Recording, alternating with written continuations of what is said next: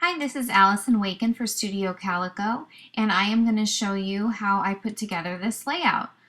First, I start with all of my layers. I don't really worry too much about how they're cut. I just kind of cut them with the scissors freehand and stack them up on top of each other.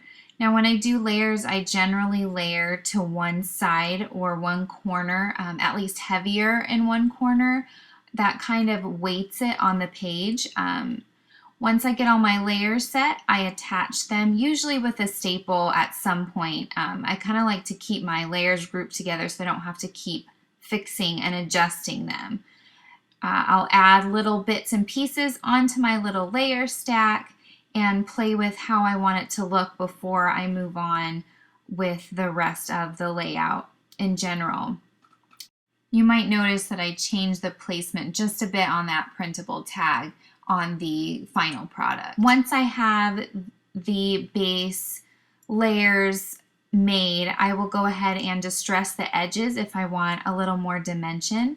I have a spare pair of scissors that I use, and I also tend to use my fingernail and my hands just to kind of crumple up, curl up the corners, distress the edges, whatever kind of I feel like using at the moment. I'll also use a nail file, but it's usually scissors and my fingernail.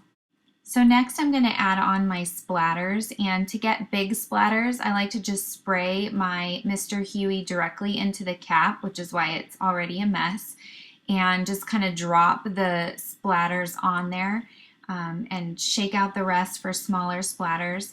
I got this from Marcy Penner when she did a tutorial for it a bit ago, and I tend to use that as my go-to for splatters.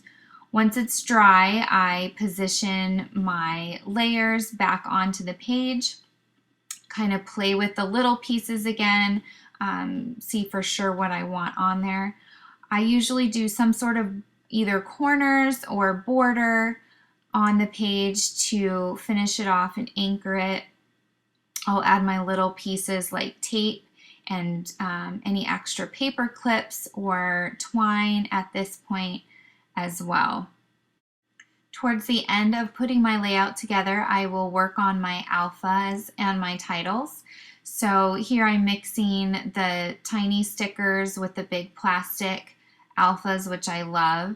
And the stickers I will just stick on, I'll press them on good once I have them placed where I want them. And the plastics I will staple on just because I don't want them to fall off later on. So once I have all my alphas positioned, I will make sure that they're secure. This time I'm not going to sew over them, but sometimes I do, and that's a good way to make sure that they're not going to fall off. I love adding arrows in my layouts, and these little cork stickers are super cute. Once I get to this point, I feel like I can finally commit to adhering my layer stack to my layout, make it official, and any other loose pieces.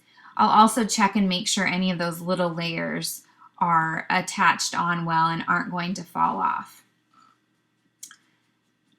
Adding my finishing touches, and that will complete my layout.